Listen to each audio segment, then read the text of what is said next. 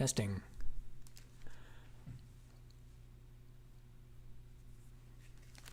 Oh, let me change that.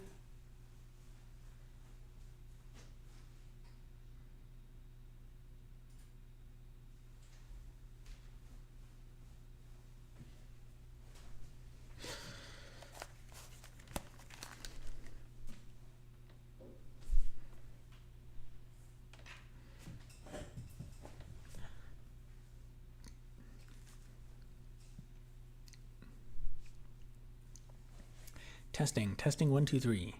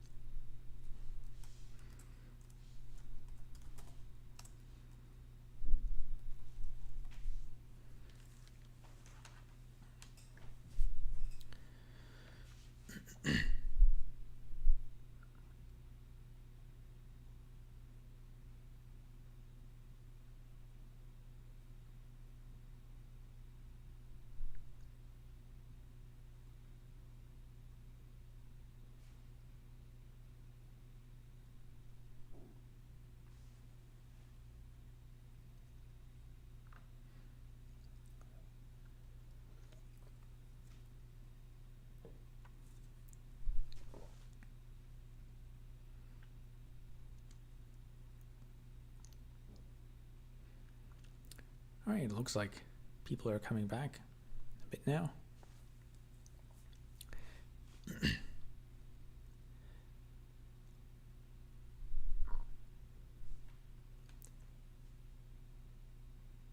So any difference in the audio?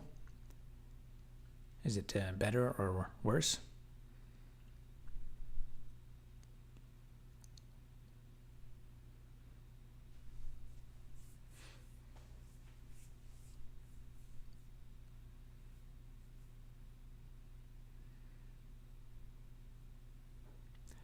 My fan is spun down a little bit, so there's not as much background noise, but we'll see what happens when it fires up again.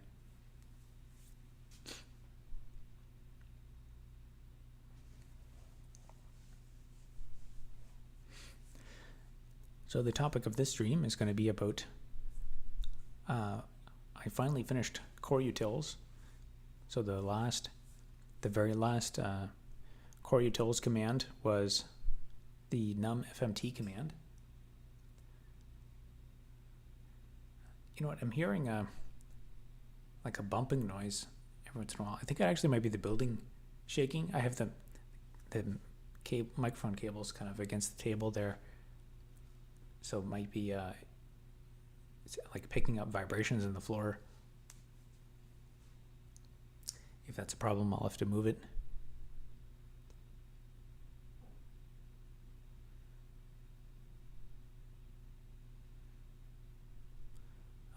Is the chat stuck?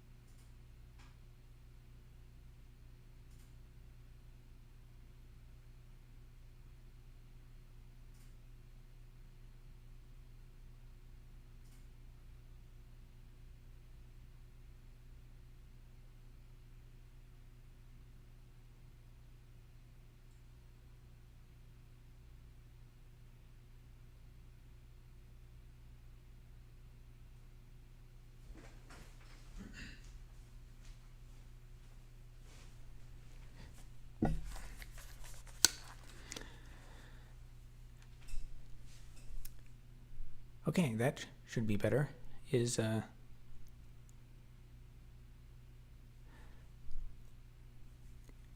mid and screen are both blank. Is everything looking good now?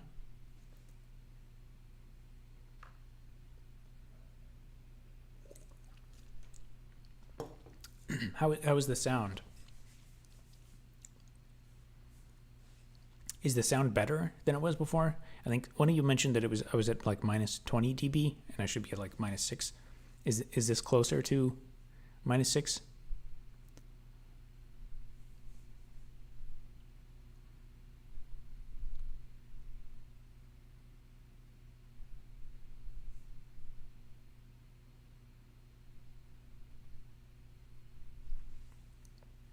I found out the chat is I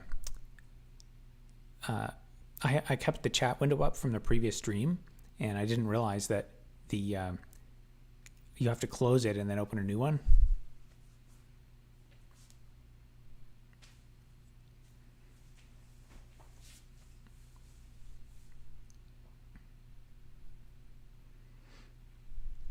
Sounds like before. Interesting. Yeah, I don't know. I'll have to. I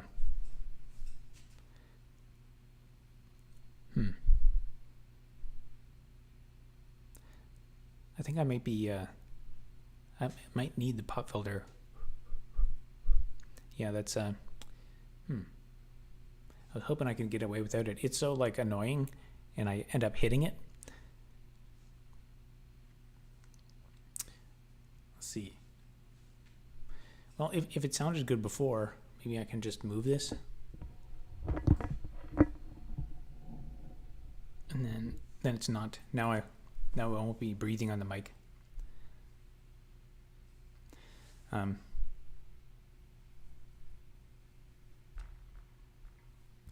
keep hearing something, sounds like something's bumping the microphone, but I think it's actually like vibrations in the building. The building is shaking. So I guess I might as well start the point of the stream. So coreutils is finally finished. The last command was the b2 sum command. So that finishes off that's number 108, I think, of coreutils. So it's been over the last year and a half making 108 of those shorts videos. So it was kind of interesting because I started, I think it was January, late January of last year that I started, and it wasn't. I think it was around February.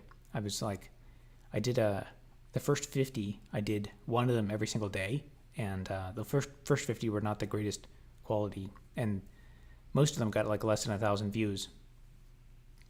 But then there was a few that I think it was the chroot command. That one started to pick up a bit, and it was around that time that the whole AI stuff started exploding, and that was kind of where I was like, maybe. Oh yeah, ChatGPT was first getting big around that time. I was like, maybe this is going to be kind of obsolete or something, and it's questionable whether this kind of content creation has any weight to it in the long-term future. But I decided I'll just keep going with it to, see what happens, because for the moment they were getting views. So I think there were a few of them. The nice command, that one got 100,000 or so. Some of the last few, over the last, like, I don't know, 3 or 4 months, I don't think any of them have gotten 100,000, but I don't know if it's because they're not Linux is not trending right now or something. Not exactly sure.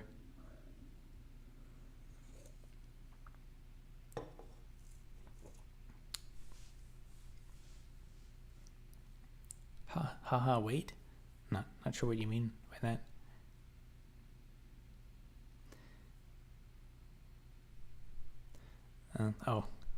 The AI weights. Yeah, I think it was like if you look at like how much money I made off of it.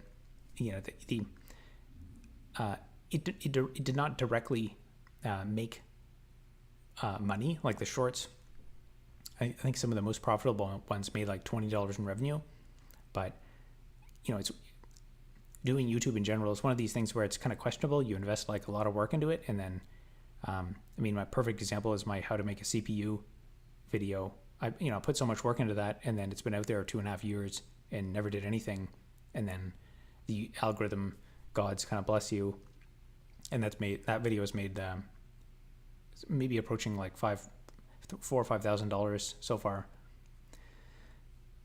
How long did it take to put one of those shorts together? I would say, so the first 50, I did one of them every single day. And then after that, I think I've kind of ended up averaging, when I started, like in the first few ones, I didn't do a great job on them. And it took me a while to like get the rhythm down to like, so I could record like approximately 1 minute of content. Because for some of them, I would record stuff and it'd be way more than 1 minute. And so I was wasting time because I have to cut it down to a short, and that would put more work to have to compress it. And then for some of them, I would come up way short. But I think once I got into the rhythm, it was around maybe like, I was producing maybe one every 3 days or so. But it wasn't like necessarily 8 hours of work. It was kind of in my other obligations and stuff on the side. But it was, for some of them were more than others, because for a few of those, like I had no idea, what the command even did before. Like I knew it existed, but I just never looked up what it was. And so that was, it required quite a bit of work for some of them to figure out what the command is, what it does, and then also try to come up with like an actual useful example of like why you would want to learn why you would want to learn that command, especially because for some of them, if you Google like how to use the command, it'll just show you like, it's clear that the person who wrote the article or whatever on how to use this command, they just looked at like the basic documentation, and they never actually thought about like what is the use of this command.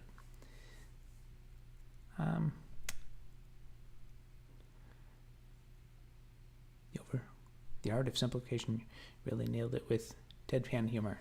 Yeah, people really have said they like the humor, so the goal has been to try, and I always think like, how do I make this thing go out? How do I make this thing get the maximum amount of reach? Because I think the future of education, in the future of education, people are just we're gonna have like one best video on calculus and one best video on, some esoteric math concept or something.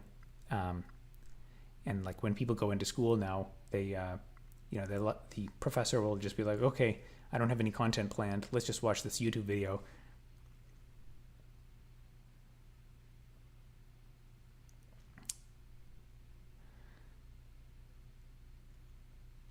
And you had very, very good examples as well. Thanks. I enjoy these videos because I don't use Linux often, but I like to try to keep up to date. So your vids help with that. Yeah, I mean the coreutils ones are, in a way, they're kind of like, those are the most antiquated commands. That's kind of why they're in coreutils, is they've just existed since forever. And in fact, if you watched all of them, you saw that some of them are like, I think what was the unlink command can be dated back to like 1964 or something. So that's what is that? That's like 60 years old. So it's I'd say it's kind of interesting to know like why these things exist, because some like if you just discover the unlink command, you'd be like, why would someone use this? Because we have the rm command. Honestly, really appreciated you came up with practical examples on each command. Yeah, I think that's necessary. Like this, some people do okay with the kind of encyclopedic, like when you look at the man pages or something, there's all the flags and stuff like that. But to figure out like how would you make a practical use case out of that is it's not super obvious. Jonathan M, yo, how's it going?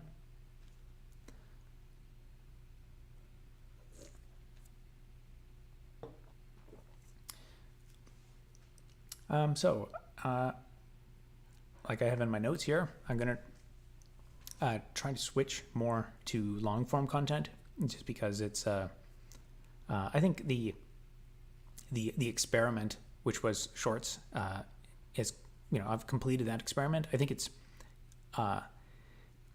YouTube is pushing shorts a lot. So I was like, maybe this is like a new way, because if you get onto some of these, if you're an early mover on some of these things, sometimes you can just, do really, really well, make a ton of money.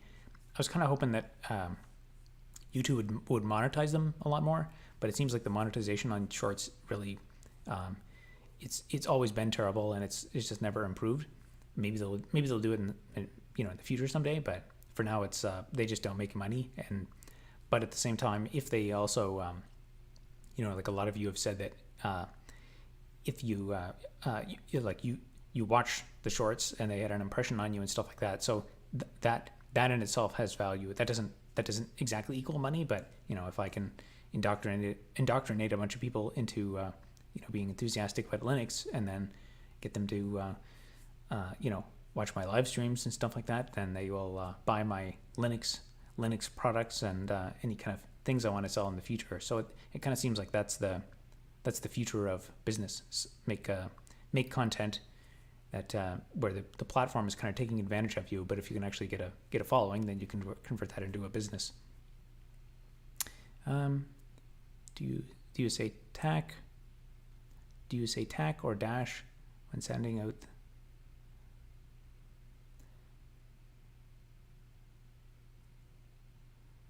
I guess I say dash. T-A-K. I'm not. Is that how you're supposed to say that? I'm not that good at man pages. Really need to see examples. Yeah, man pages are. I don't know. There's a certain set of people that are like totally okay with the way man pages are, but I think like nobody has actually really sat down to take the time to make anything better. People seem to have made more money with short long vids. Yeah, I have lots of ideas for longer form content, and I'll maybe try and I'll try to do maybe one of the. I think I'll continue the favorite commands series, but I'll maybe try to go down to like one a month. I don't know. I'm thinking like it would be nice. It would be nice just to like take a vacation entirely, but I don't know. I think it's a good series to continue, but yeah, I guess except I would like to put even a bit more work into them, because I think I could make for some of them I could make them a lot more entertaining, and if I film more like real life scenes and stuff. But we'll see how much time I have available, and socket piping commands together. Do you have videos or training on that? Well, the just the use of the pipe symbol is pretty simple, but the I guess for that you really have to kind of think about how to use the individual tools, and like how they can fit together, like building blocks. So I'd say that's maybe more about learning what the core tools are and how to leverage them. I'm always astonished by the history behind different older but still useful software. The dwarf file format used with GDB debugging format. It's very interesting history, for example. Interesting. Yeah, I'm not super familiar with. I have used GDB before, but in terms of like binary debugging and stuff, I guess I never got too deep into that. I did some, I did a fair amount of C programming and C compiler. I have my own toy C compiler that I made.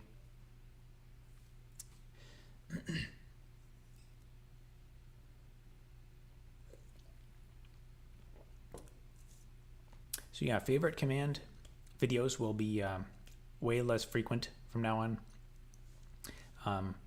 And if you guys watched my 30 days of videos my long form videos, I'm going to try and get back into similar style content to that.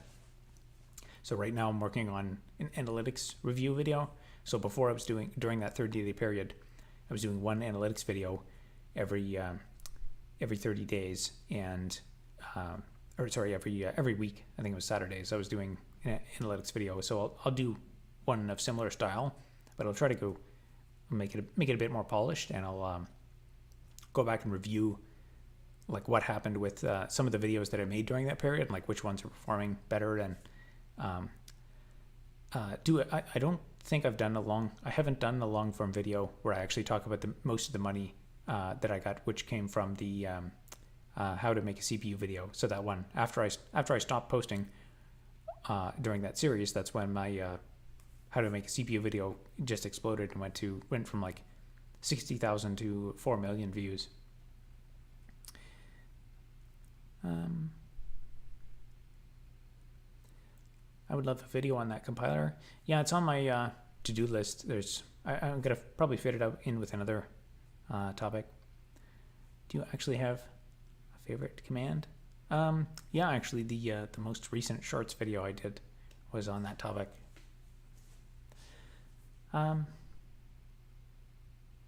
And yeah, so like I said, I finished coreutils, so I'm gonna do at least one like overview video of coreutils to kind of like package it all together and say like what is coreutils, why is it so important, back in the day people asked for a coreutils tier list, and I think that it's much more appropriate to do that now that I can honestly say that I learned all 108 coreutils commands and did a video on them and researched them and stuff, so that would be decent. So I'll do a couple to kind of package up the coreutils thing, and then I can be done with it and move on. And I'd like to make more semiconductor related content. I think actually some of that might actually be easier because I turn on the camera and film stuff, as opposed to like the editing and the transitions and the Linux command shorts. Those ones are it's quite a bit of work, because at first I have to like learn the command, I have to think about like why it's useful, then I have to write out like the script of like what I have to come up with the example, but then I have to like test it and make it like clear and make sure it's like short enough to fit on the screen, and then I have to record it and then edit the transitions and stuff, and make it so it's not like super boring. But I have a bunch. I have some of those semiconductor things that I have just laying around here, and I think there would be a lot of value in just like showing it at the camera and being like, hey, here's this thing, and that would take a lot less time. Maybe we could do a video on dmessage and run levels of the kernel. Yeah, dmessage would be a decent one to add to the list. Let me go down here. Yeah, I'm not. That's one that I have used before, but I haven't used it professionally. So at the moment, I'm not in a position to explain it that much. But of course, I can do some research. What stuff would you talk about for semiconductors? I actually have bought like a bunch of just like if you watched my how to make a CPU video, I have all the physical materials, like the photo masks and stuff, and I have a few other photo masks and some like unpackaged silicon dies and just all kinds of semiconductor related materials. I have some wafers and stuff. There's it's easy to come up with video ideas, but it's just so time consuming to actually make them. That kind of reminds me of Ben Eater's videos. I think that's also why I like your informative and fun about computers. Yeah, it's dmessage allows you to see kernel logs, loaded module, unloaded module, bug if you caused a crash. Yeah, it's one of those things that of course you Google for how to do stuff, and then someone's like, hey, run this command, and that'll show you stuff. So that's about where my knowledge is of dmessage. I know about I'm knowledgeable about like kernel development from an academic standpoint. Like I've built a microkernel as part of like an operating systems course, and I actually taught operating system development in a couple of courses at a local college, which was not university level operating system development, but it was kind of just basic crash course. Here's how an operating system works, and here's how you could make one for a small embedded device. But in terms of like real kernel development in Linux, there's just so much more. That's just orders of magnitude more difficult than doing anything with a like a small kind of toy microkernel that you can use in an academic sense. There's just so many more things to do with like the locking, unlocking, the different kinds of flags. The fact that there's multiple processors, just so much more to think about in the actual Linux kernel. There's a YouTuber that covers the chip graffiti of the semiconductor dies in short form. Evil Monkey Designs. Yeah, I might have seen that channel. I remember back in the day, like at least maybe a couple of years ago, I looked for a lot of content on that, and there was very little. There was what was his name? It was Silicon. I can't remember his name, but he actually had some teardown videos of dies, and then there's another a guy who does like signal processing stuff. He does like teardowns of chips that are control antennas and things. But it's cool that there's like a little bit of this knowledge being put on the internet now. Previously there was basically nothing. I have a silicon wafer. It's crazy to think about the whole process of making an IC, using photolithography, developing in layers, stuff. Super fascinating.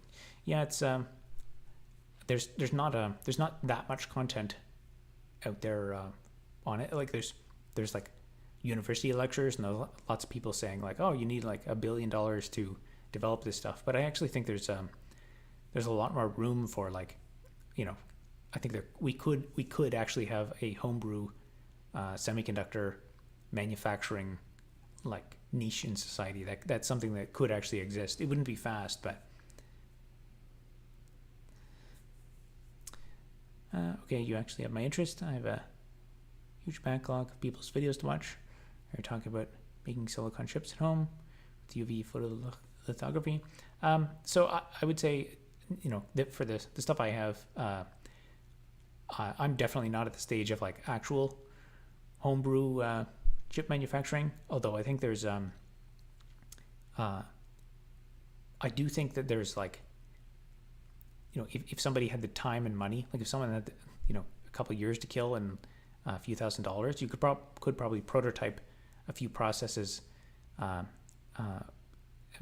It's Sam Ziluf. I'm not sure how to pronounce his name. He has some videos about like how to make a simple 100 transistor chip at home in a lab, but he has quite a bit of expensive equipment. But in reality, you actually don't need a lot of the equipment that he has that's very expensive. You can like he has this this really expensive thing to project the stuff down. Technically, like if you are poor, you could just do it with a microscope objective, and you could maybe it would be really helpful if you had like a little like micron positioning stage. But it's like if your life depended on it, I think you could do quite a bit more than people think you could.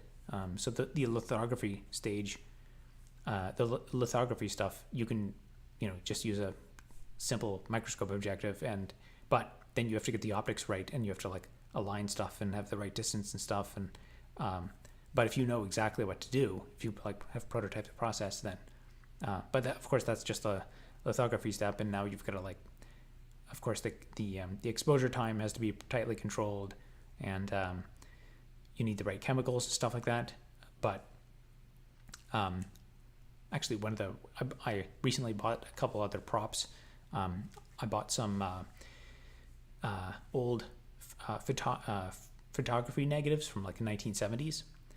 So I think there is some precedent for actually like the concept of using optics, homebrew optics, to do micron scale or like tens of micron scale features on using like a chemical etching process. That's not unprecedented, because old like manually developed, what is it, silicon nitride photography, that's exactly what that process is. And that's like a that's a metal, so technically if you want to make a tiny little circuit, you could just do that. You could take an old camera, 1970s camera, exposure photography, and take a picture of a circuit, and now you have a scaled down version of that circuit. And that's a analogous process to photolithography. And if you can do that, you can just swap out. That's where it gets into like chemical engineering expertise, and that's not something I know a lot about. But I think these are I think it's worth making at least a couple of videos to like sit down and condense this information a little bit more, so that people would realize, like, oh, this creating tiny projecting tiny features and controlling chemistry with light, it's not this like insanely complicated process, because we had this in the 1970s.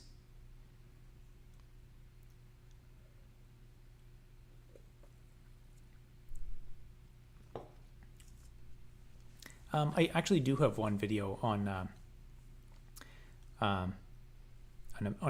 MEMS device of one of my printer cartridges, one of my cheap like $30 inkjet printers.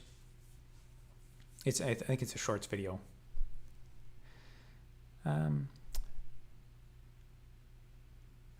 RISC-V like open source version of IC CPUs? I'm aware of RISC-V as being like open source mindset. I actually don't know what specifically is open source about it. I think there's still I think for the most part, I think it's more like a intellectual property design work that you would send off to a fab. But the actual like fab work, like if you want to really control the process, you have to be able to make your own CPUs, like in your kitchen or something at home, which is I think you could do to really figure that out. You'd need to do you'd need to sit down and like enumerate every single type of chemical process that's like where there's something photosensitive, because there's like film like silver, I think it's silver nitride photography. It relies on the photosensitivity of this like silver molecule, and if you shine light on it for a certain period of time, it takes so many photons, and then it changes chemically, and then you can use that to change the features, and then the features on the surface of your substrate. And then once you've changed that, then you can put more chemicals onto it to, you could build up the layer wherever there is something. And do you know computer networking? I know some things about computer networking.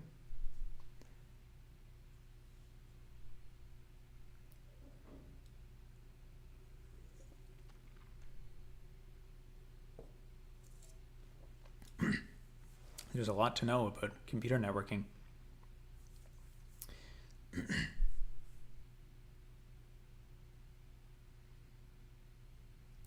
What do I know about computer networking?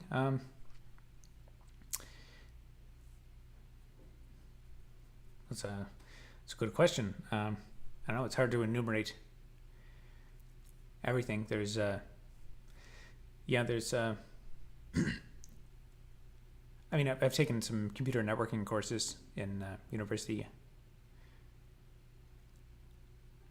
Our IP addresses are 127.0.0.1. Yeah, I mean, I have done some low-level like TCP packet debugging stuff before. There's the problem is with networking. There's like a billion different protocols. I think I mentioned that in one of my last streams about how there's like 10 billion different things that you can enable or disable in your router, and they're all full of like vulnerabilities and stuff. Yeah, I've used Wireshark for stuff before. Any plans to do tricks with other commands? I'm sure I'll continue doing some videos about the Linux commands. I guess depends what kind of tricks. I'm sure some of the things I'll do will be considered tricks. You do a video on Wireshark and Nmap. I could. There's probably other people who've done it better than me at this point. It's something I would have to like learn it better than I know it in order to really contribute much. Network packets, like biology with all the acronyms and stuff. Yeah, that's really true. There's so many like weird corner cases with like packet fragmentation and stuff, and stuff that routers, intermediary routers on the internet have to handle. Should show people how to mess with config files, dot files. It's not well explained on YouTube.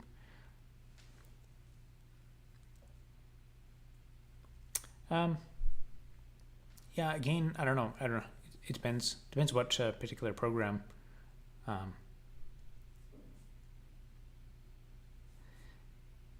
I guess you probably mean like bash rc and dot profile and stuff. Yeah, I guess there's that is some useful knowledge. It's pretty like arcane and hard to figure out, especially when you need to update the path variable, or there's something in your bash. Like the worst is if there's something present in your bash rc and you don't know it's there, and it's like messing something up.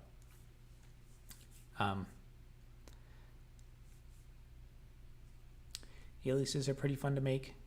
Yeah. They can be convenient. I guess personally, I haven't really like relied on them that much before. They kind of annoy me in a way. I like having things explicit.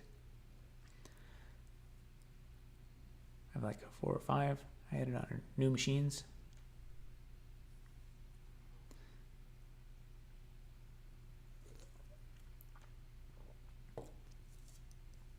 I guess it depends what you're doing.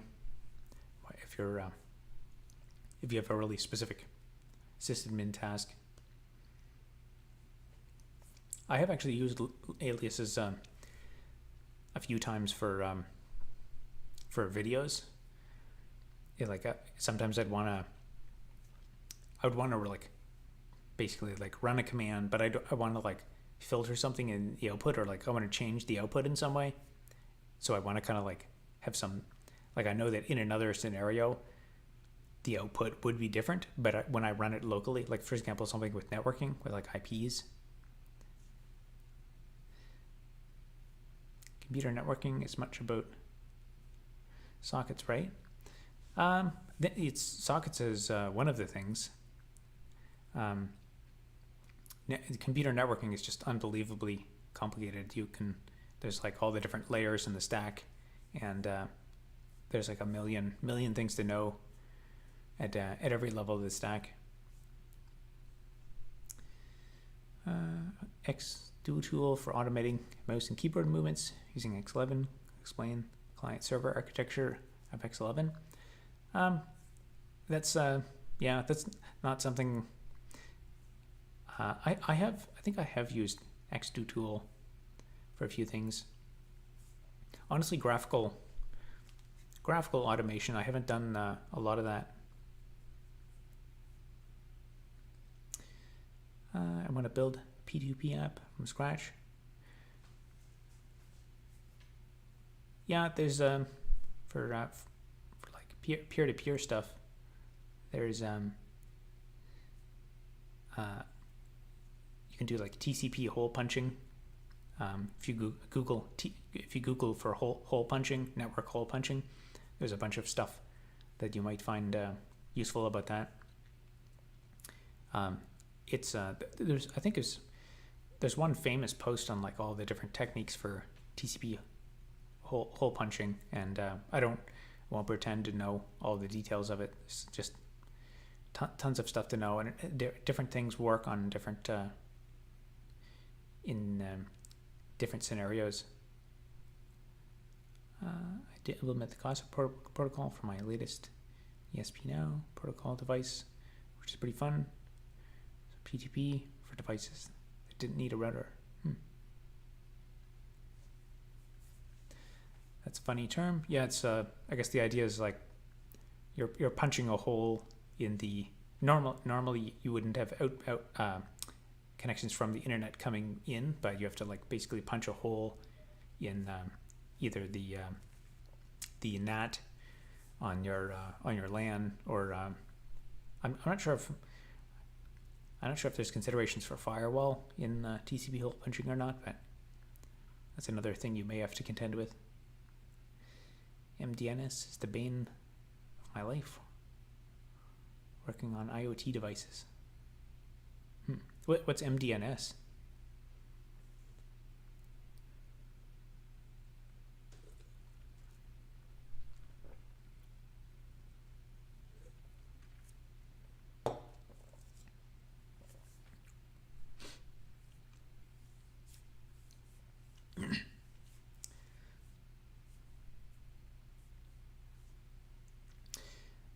Yeah, so my last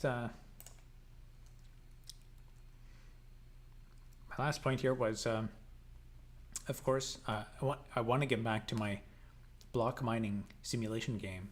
So I did a Kickstarter for that, like, and that was a while ago. Like it was at like maybe, yeah, it was at least like 6 months ago or something, and I did a bit of work on that, and I was planning to spend like another couple days to do one more release of the block mining simulation game, but then just so much other real life stuff has gotten in the way. But maybe if things permit, I'll maybe make some long form videos about the block mining simulation game, and because I've been doing some of the videos I want to do are like about the the kind of meta business aspect of like how to make money doing the stuff I'm doing. I may make some videos about like the business side of like, I can't tell you how to make like tens of thousands of dollars doing what I'm doing, but maybe I can do like a video about doing like a Kickstarter campaign, and some of the things I've learned. I think I've done 10 Kickstarter campaigns so far, and the secret is if you show your face and you don't ask for a lot of money and set realistic goals, then the probability of getting funded is quite high.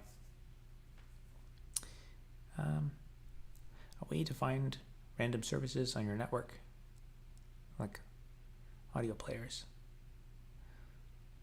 Hole punching could be interesting because you do need to account for the firewall. It's actually quite the trick. Yeah, it's hole punching, TCP hole punching is something. It's one of those things that I just haven't bothered to learn because I haven't needed to do it.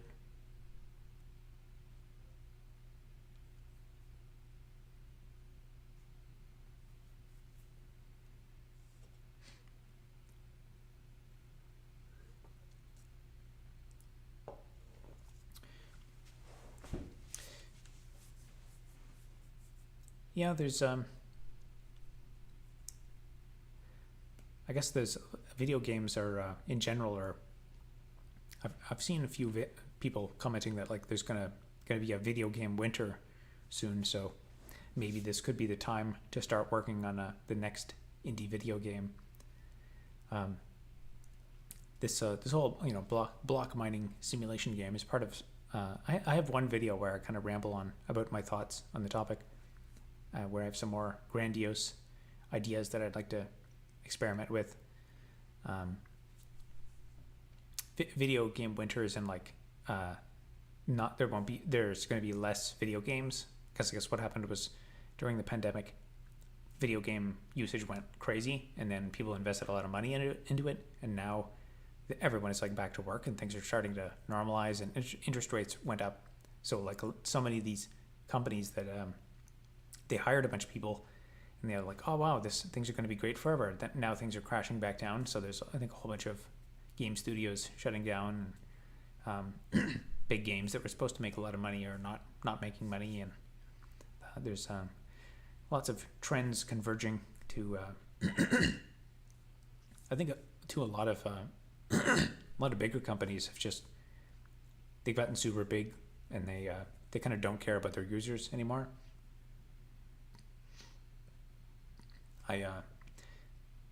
One of the people who comes up in my YouTube feed a lot is I see clips from Asmongold about World of Warcraft, and I used to play World of Warcraft many years ago. So I played World of Warcraft before the first expansion came out. So it's always been I've been kind of curious, what is World of Warcraft like now? And apparently it's been going downhill for a while, and the from the sound of it, Blizzard, I guess it's owned by Microsoft now technically, but they're actively they kind of actively seem to hate the users and just want to get money out of them. And I'm not sure if microtransactions has come to WoW yet. Oh, that's interesting. Totally working on an indie game now. Just started a few days ago. Yeah, I think one of the big issues will be marketing. There's lots of people doing indie games and stuff, but really I kind of almost don't even, I'm not even thinking about this as a game. It's more like I don't know, I like to make some kind of kind of abstract game engine, or blend together a few, I think I called it a multiplayer database. That would be I think a better name for it. I'll play around with it for a while and see where I can get to it. I haven't done any work on it in 6 months now, so there's a crazy black market for virtual game gear during the pandemic. Take-Two, Microsoft killed off several good studios, played WoW back during the Burning Crusades. Yeah, Microsoft is buying up everything. It's not good.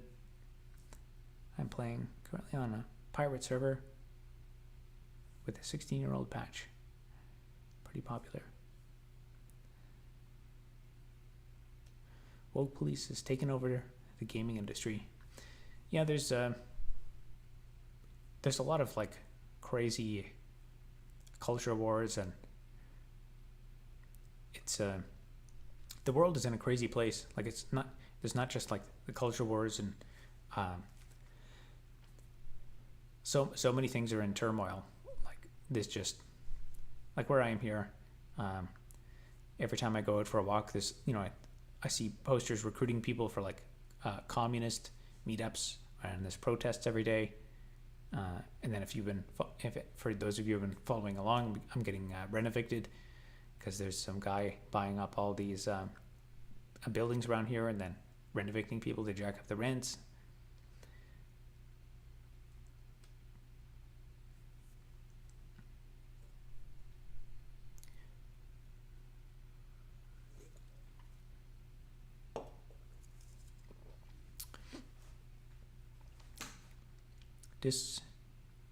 Discordanism is the solution.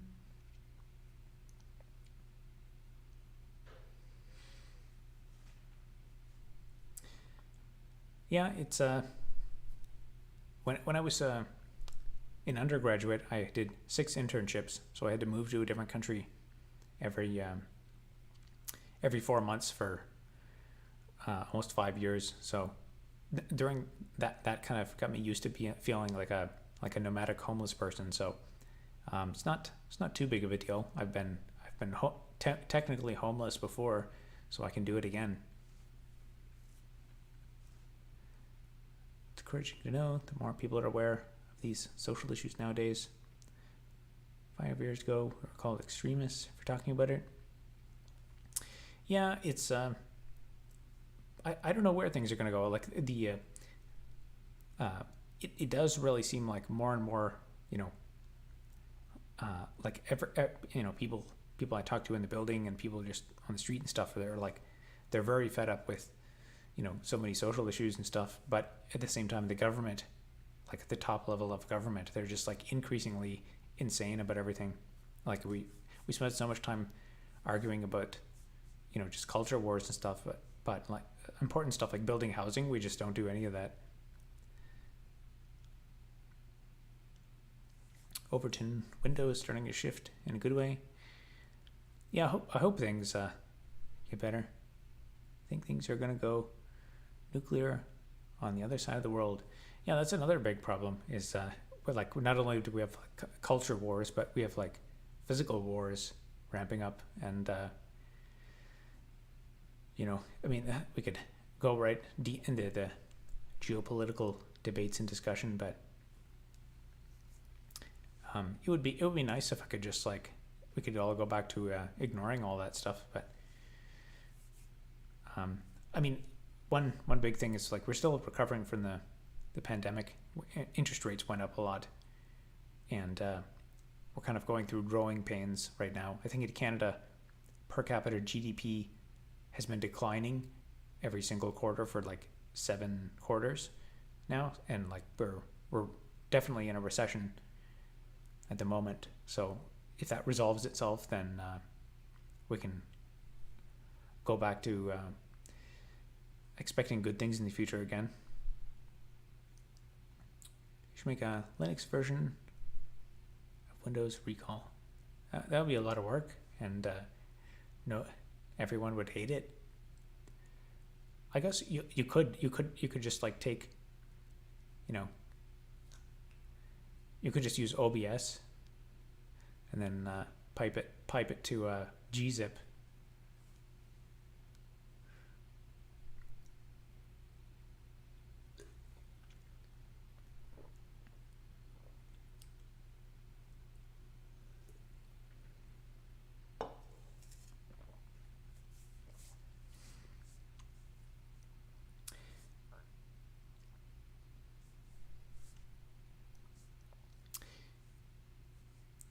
Here in Washington, U.S., they charged a few kids with Class B felonies and auto theft for defacing a pride mural. Not trying to make you depressed. Glad you're doing your best. And auto theft for defacing a mural.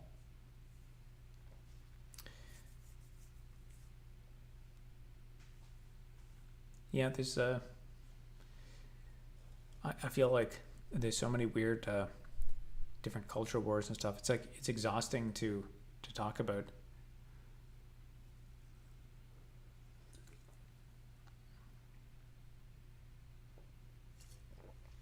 Oh, the equivalent charge.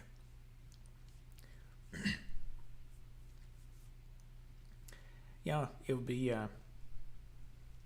I think some of the anger that people feel is people want. There are certain things that people want, but they're not getting in society now. I think that honestly, some of the civil unrest if people just organized like if the government organized a mass protest where we all went and like protested something specific, like we just pick a random thing, like I don't know what's something that everyone doesn't like you know. I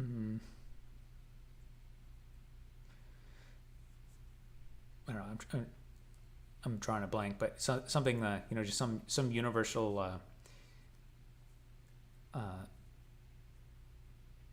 like Mondays or something, like everyone can like protest against Mondays, or like something silly, and then we all just have some mass protest.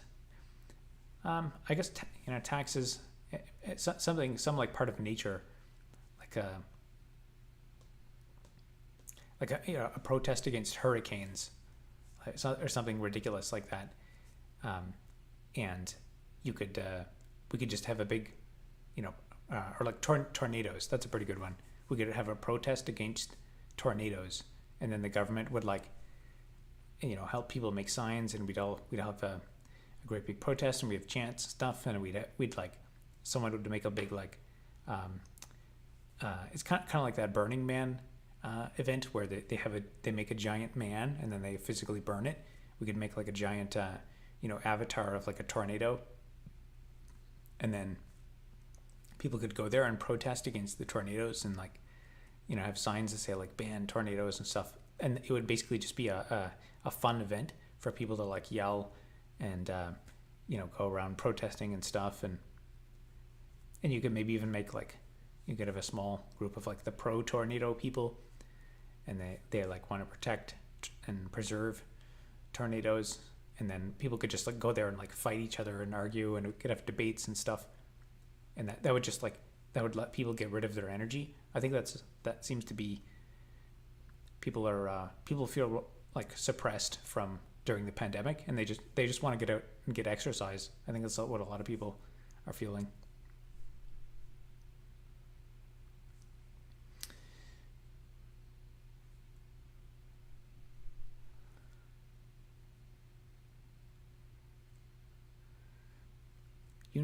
Unifying message would be us versus them over aliens. Yeah, we could do something like that, like have a big protest, have like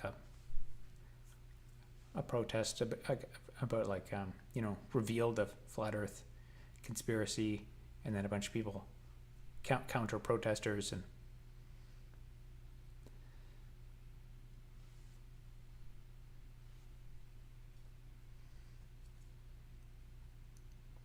world peace would be achieved if aliens came to Earth. Yeah, I think if that's like the common knowledge of politicians, is whenever there's infighting, there's nothing that unites people like a common enemy.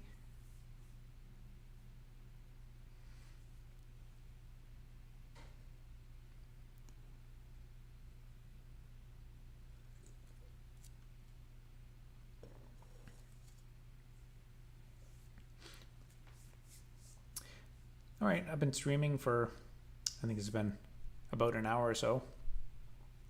So I'll probably call it a night. Yeah, so hopefully by the end of this week I'll have my analytics video out. And so this will be the first week where there won't be any favorite Linux command for this week. But probably I don't know, about a month from now I'll get another one out. But anyway, have a good night, guys.